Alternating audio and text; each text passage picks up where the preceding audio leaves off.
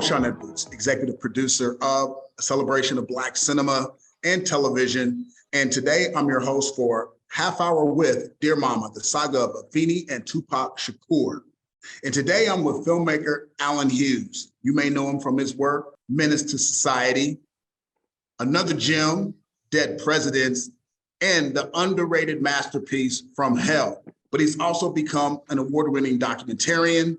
He's directed American Pimp, the award-winning The Defiant Ones, the new to Netflix Arnold. But we are here today to talk about Dear Mama. Welcome to Half Hour with Mr. Allen Hughes. How you doing, man? Thank you, Sean. I'm great. Feeling good. No, you should be. I mean, talk about an amazing piece of work. I mean, you start off early in your career as a feature filmmaker, and I want to ask, documentaries. Why did you decide to jump on that side of the filmmaking aspect? I was always a bigger fan of documentaries than I was of feature films or any television for that matter. You know, and then HBO obviously, revolutionized the medium, and Netflix just took it where it was so accessible that it just got to another level where it was on par with cinema and access to cinema. And I always felt like the documentary medium, you know, kind of got relegated to some strange offshoot of journalism, I guess, and hadn't really progressed for most of its history up until about 5, 10, 15 years ago. So there's still a lot of innovating to do in that medium, and I'm just enthralled by it. Well, here's a question for you. It's 2023, which means it's the 50th anniversary of hip hop. August 11th, 1973, of course, the culture began. And I do want to ask you, in your opinion, what's your definition of hip hop cinema, and does Dear Mama qualify? That's a great question. Coming from, me and my brother being, I feel like one of the fortunate few at first to be born out of direct hip hop cinema, meaning the music, we don't remember a time where there wasn't hip hop in our adolescence, you know. Although we are 70s babies, there wasn't hip hop permeating everywhere in Detroit like it may have been in Bronx and Harlem. And when we finally got our big break in music videos, it was only hip hop music videos, which was great. And Menace to Society doesn't exist without that beat, that visceral nature, that pulsating thing that is hip hop. So Dear Mama, absolutely. When you even look at Afeni back in the day, see her spoken word poetry when she was on bail, out on bail, and you see how she's putting words together. You think of that Gil Scott-Heron album that was out at the time, Pieces of a Man, if I'm not mistaken, right? That is hip hop. It's 100% hip hop. And speaking of hip hop, when did you first meet Tupac? I first met Tupac in 91, I think winter of 91. We were up to meet Digital Underground because we were doing a music video for the spinoff group of Digital Underground, Raw Fusion, with Money B and DJ Fuse. And we met at like an IHOP or something like that. And Tupac was not yet famous, but he stood out. We were at the Waffle House. There was about 15 of us, and he's at the end of the table just snapping and roasting everybody. And probably one of the most funny guys you ever met in your life, up until he personified the gangster image. He was just all shits and giggles. What made Tupac special, number one, as a person, as a musician / rapper, and as an actor?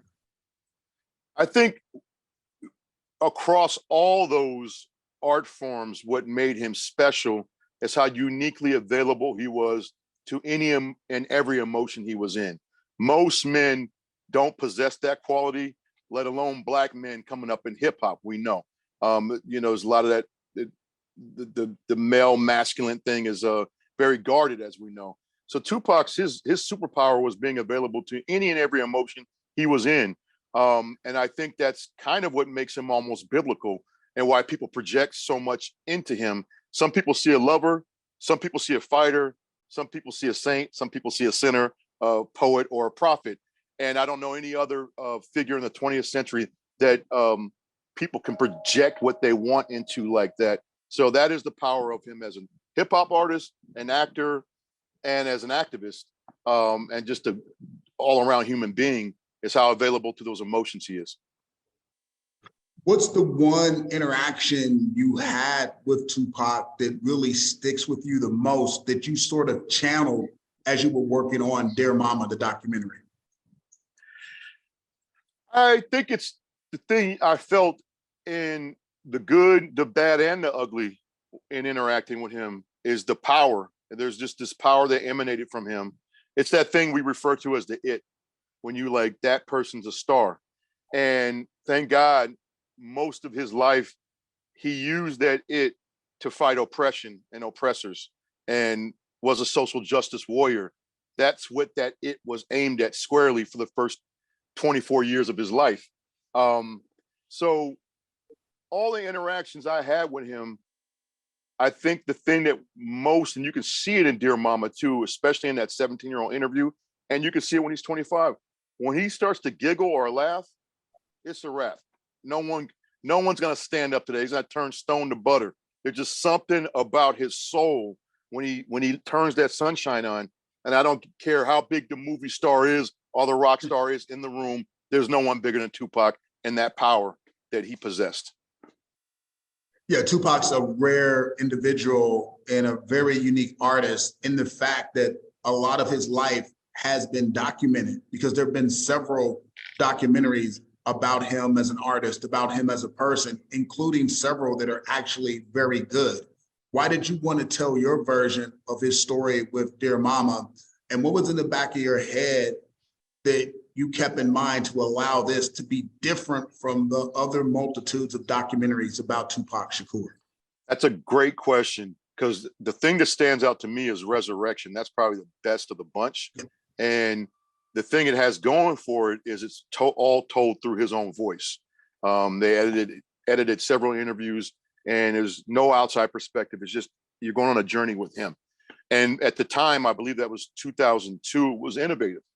But it didn't allow for any analysis or outside perspective or friends or family, let alone the surface of what we know about his mother. We know she was a Black Panther.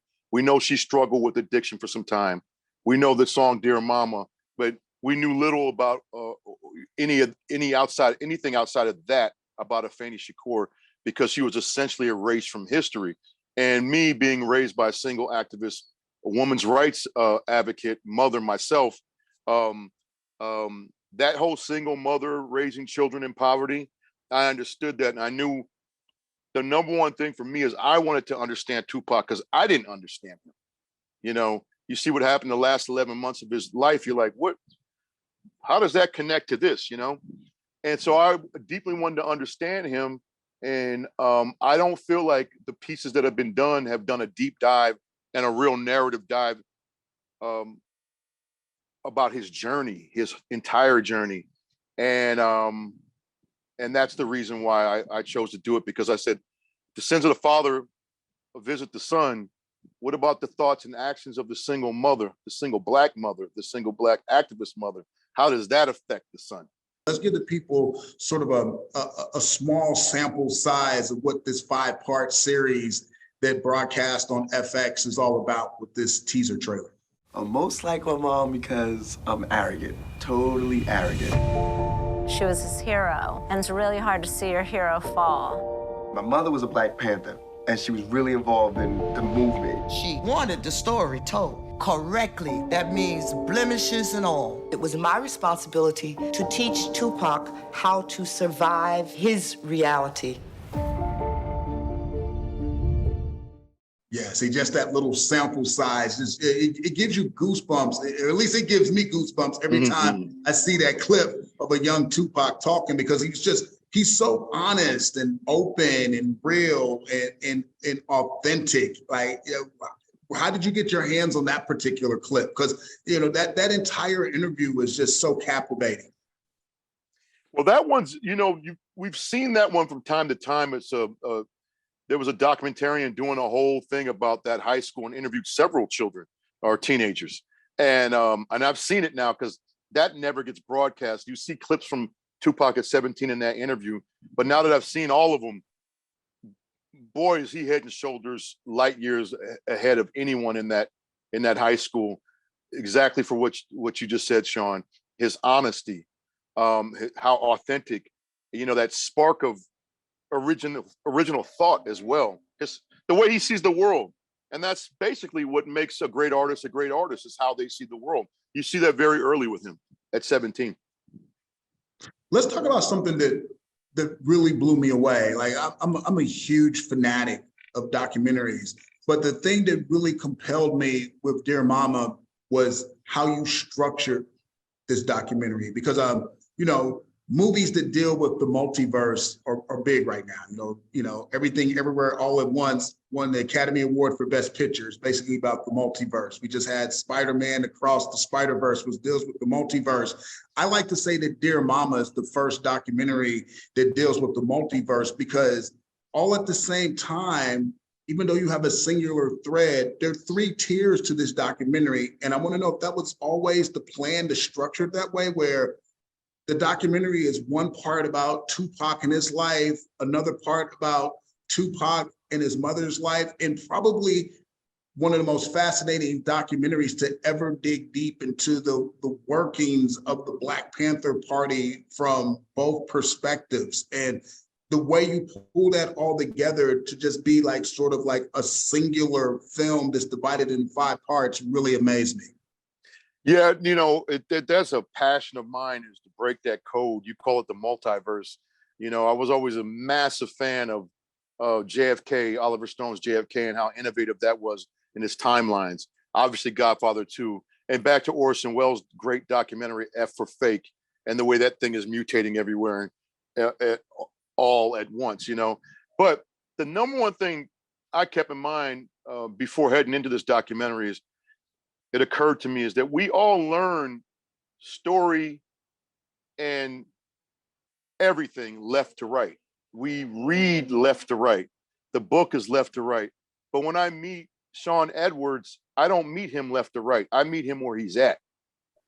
And he might tell me about his high school years. He might jump to when he got his first job. We might go back to 5 years old when he got jumped by a pack of kindergartners. Whatever it is, that's how we're wired. We're wired like the multiverse. We're wired to receive and learn about each other in layered, complex, dynamic ways. And I always wonder why we don't tell stories that way, because that's how we're wired. That's not how we're taught. It's not how we're educated. No, you laid that out brilliantly. But talk to me about what the editing process was like, because the editing in this docuseries is amazing. I mean, how complicated, how tricky, what was that process like to actually edit everything together? Well, I started with my great partner, Lasse Järvi, a gentleman from Finland, who I call him the Finnish forager, because he will forage and find diamonds and cow dung, And I got to say, the thing that I'm most proud of that we did on this is not the obvious editing that you see. It's what I call complex audio weaving. There's so much weaving of the audio where you hear Tupac and Afeni forming a sentence together, or you're taking the music and taking the acapella from this and doing that and whatever. That stuff was way more complex than the actual editing, which I'm very proud of, which was also arduous and painful to get through. Unfortunately for the network, we were supposed to be out a year ago. And I went a year over just trying to, because once you start achieving and cutting and mixing at that level, it becomes very apparent when you're not. So it's hard to maintain that level. And it's kind of the way Sean and I hear and see things. It's a breakthrough I had on the Defiant Ones. I'm like, wow, that was the first film I did, film series, where I'm like, this actually is the closest to the way I feel and see things. And with Dear Mama, I think the just took it further with the audio and the editing. Although I do believe, and I know for a fact I tried to strip it down. I think Defiant Ones was way more polished and produced editorially, and it was more of a rock record for me. And I always looked at Dear Mama as a blues record, and so I tried to strip it down a lot more here and there, and to let the soul come out of the artist. When did you start on the project, and how long did it take? The deal closed with FX in June 2019, and we were up in production September 2019. So just under 4 years. I think this clip sets up where I want to go next. So let's check this out. I've had many people come up to me and said, Tupac saved my life. He was a great, great storyteller. And I think the story that he told most effectively was his own truth. Tupac was a Zen master. He lived in these moments more than any of us. And if it wasn't something happen, he was gonna make something happen. They're teaching his poetry in college. What are you talking about? He was a legend in his own time. And he would say that too. Pac lived 3 niggas' lives in about 8 months. That's why his life seems so long. They say a man ain't a man till he's 27. He's still a baby at 25. But he just was like a special motherfucker. And the spirit has only grown through his mother. She was great before he even got here. A myth builder, a fantasy writer. Not minding his business, he never did. His mother certainly didn't. Because where did Tupac get the myth building from? Afeni. And Afeni wanted the story told correctly. That means blemishes and all. So people can understand that whole thing of what makes a human being as he and a human being as she. Wow. So that's the make or break for a documentary of this style are the interviews. Mm-hmm. Everyone you seem to talk to seem to be really comfortable, really open, really honest. What was your technique to capture that? That's me. Like, you know, I don't enter those things, especially with civilians. You're talking about people who are not entertainers. Right. I'm very sensitive, naturally empathic. I can feel when someone's suffering or struggling. And my job, and I learned this early as a filmmaker, and I think it has little to do with filmmaking, but I learned it as a filmmaker is to relax the subject. Whatever that takes, I'll morph into that. If they need me to bring them a coffee, if they need to hear a joke, if they need to tell me about their childhood for an entire hour. Some people, you'll be shocked. Some people need to get something off their chest. And there are times where I've had to listen to someone's story that had nothing to do with Afeni, nothing to do with Tupac for an entire hour. I don't think most filmmakers would tolerate that. But I do, because I know that everyone's different. Everyone's their own, you know, special human being and has their own little light or big light or whatever light. And in order to access it, you better be available for them in all ways. Don't sit there and just be available for what you are, your agenda is, because you might find that because you're so dogmatic about an agenda, you might miss the biggest fish might swim right by you. And I've learned that about human beings. And I love people. I love people so much I hate them.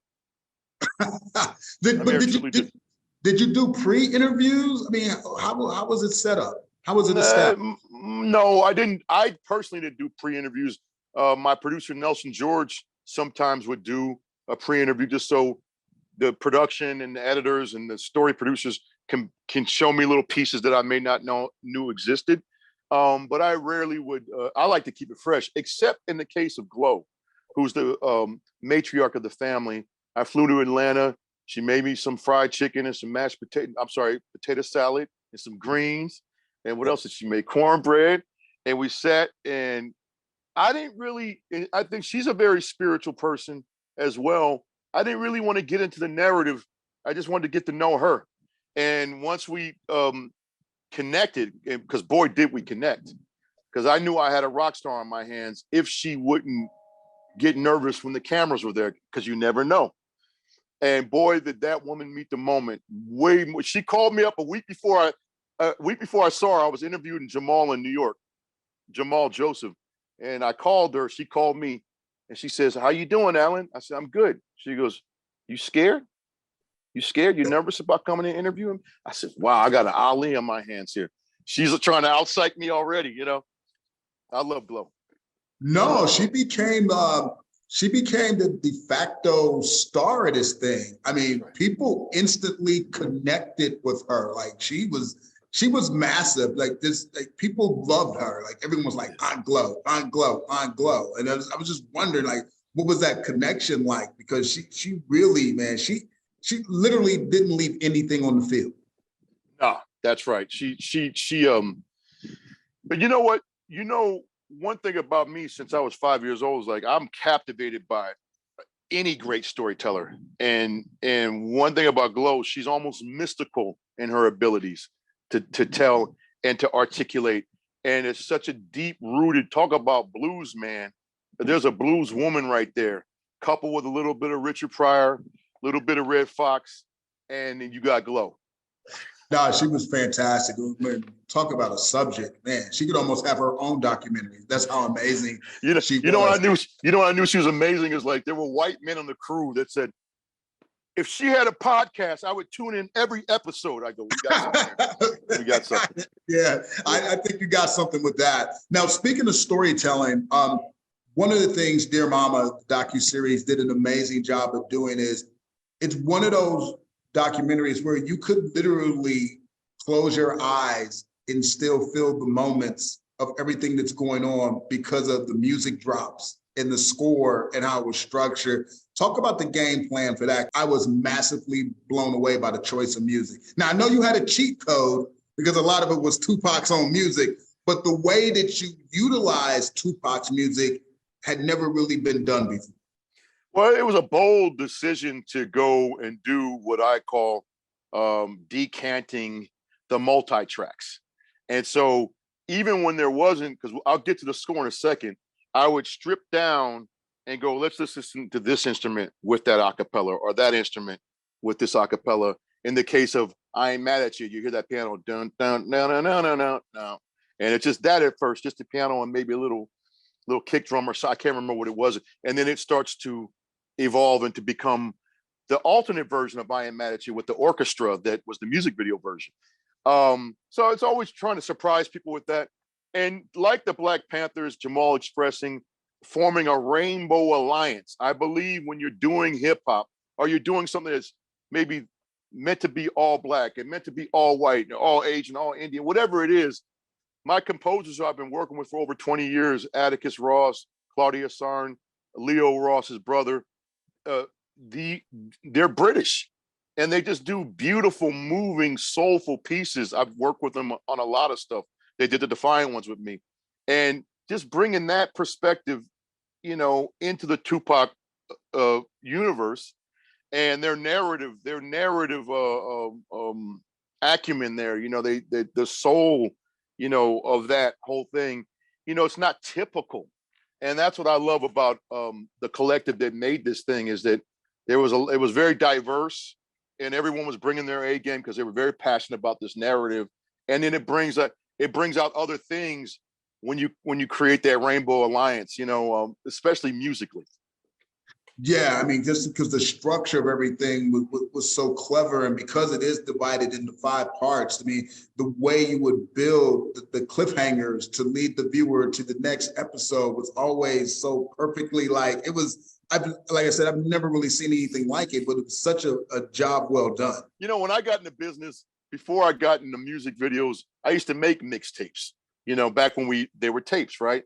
And then when you get into the movie business, fortunately, because I have an ear for it, I got to put together and create my soundtracks for Men's Society, for Dead Presidents, which was a double soundtrack, and did real well. Those went platinum, and American Pimp finally too, And this was just a way to get back to that, as was Defiant Ones, where you can musically start to really curate the experience. Unfortunately, and fortunately now, you get to the time to release the film, and they the network calls you and says, hey, they want you to put together a playlist. And I go, playlist? I did it. I put together a couple playlists, but I'm like, what happened to the album? That's where we're at now. You got to do the playlist so they can throw it on Spotify or Apple Music. That's just part of the game plan now. Now, tell me this, bitch. It's planned to be a 5-part series? From day one, it was a 5-part series. From day one, I knew it had to be as much about Afeni as him, and it had to be 5 parts, because me and my partner already broke down what the parts were, because there were some skeptics going, how dare you guys make a 5-parter on Tupac? He only lived to be 25 years old. I'm like, well, you're also, there's Afeni and there's actually Panther history here. And the way those two lived their lives, particularly him, how fast and hot he burned, you could tell you could do 20 parts.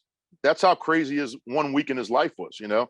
But I had to stick to the melody we were focused on, so it's 5 parts. How much of a sense of urgency did you feel as you were telling that part of the story, due to the fact that a lot of what's going on in America in terms of masking history and erasing history was on your shoulders? That's a deep one, because I must confess that there was this rage that I was starting to feel from obviously 2016 onward, and starting this in 2019. I had to get back in therapy because I was so angry. Because who would have thought that racism would go pop again, right? And also just being raised that this Black Panther organization was a kill whitey organization, and learning on the job that nothing can be further from the truth. They were the most inclusive social justice organization ever. Maybe those guns and those leather suits scared some people, right? But learning, what their core values were, as far as like feeding those children, that breakfast program, rent strikes, like the whole community organizing aspect of that, and everything being for the community. It wasn't about these guns. It wasn't about killing other people. And again, getting back to what Jamal Joseph expressed so clearly in the movie, creating that Rainbow Alliance. And in this day and time where everyone's so divided, by the way, the extremes on both sides, obviously, right? Just to look into an organization. And I think probably the reason why their biggest downfall was, at their core, they were actually hippies. If you look at the Black Panthers, they're actually hippies. And that's probably why they were infiltrated so easily as well by the government, because it was free love and tried to be free everything else as well, right? I learned a lot about them. I just didn't know, Sean, and God bless Afeni for that. Yeah, she brought a lot to the table. Let's take a look at this last clip, and then I'll ask you one last question about the incredible documentary, Dear Mama. I'm Afeni Shakur, and I'm Tupac's mom. The grand jury has returned an indictment charging members of the Black Panther Party with the conspiracy to destroy elements of society which they regard as part of, and now I'm quoting the indictment, the power structure. Before I became a parent, I chose to be in the Black Panther Party. Tupac stayed in my womb through hell. And the Black Panther Party helped me, number one, to respect who my son was simply because of his birth. A black male born in America in the 1970s. It was my responsibility to teach Tupac how to survive his reality. Which leads me to ask you, what's the importance of this documentary, Dear Mama? So many things, but the number one thing that jumps out to me is, when you talk about history being erased, talking about women's history being erased particularly, but when you're talking about a woman of color, a strong black woman, look at the tears of erasedness there, and how she doesn't have a chapter in some of these history books is beyond me. So I think Tupac, being the international global rock star he is, was the Trojan horse to traffic all those messages and statements of the Black Panther Party and all those great social justice warriors, particularly Afeni Shakur, and to not have her journey or her history or their history erased or framed the wrong way is the most important thing about Dear Mama to me.